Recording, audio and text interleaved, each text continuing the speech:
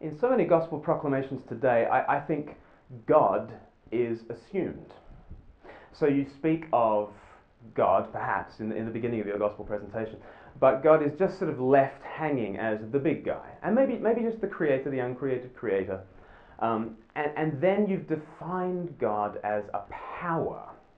Once you've defined God simply as a power, the gospel that then unfolds means that the only punchline you can have to that gospel presentation must be bow. So therefore you must bow, therefore you must submit. And of course there is a great religion out there in the world that's all about that. It's called Islam, and Islam is all about submission to the great power God.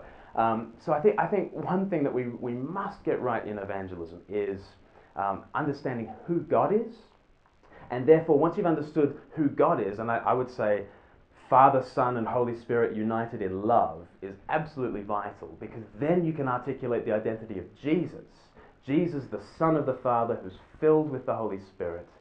So getting the identity of God right, Father, Son, and Holy Spirit, getting the identity of Christ right, the Son of the Father, full of the Spirit, and then offering Christ as a gift.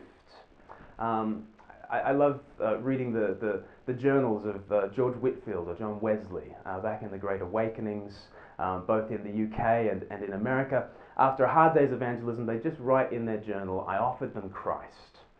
And I think gospel presentations need to be an offering of Christ as a gift. I think quite often gospel presentations put people in the valley of decision and sort of get people to make a choice this way or that way.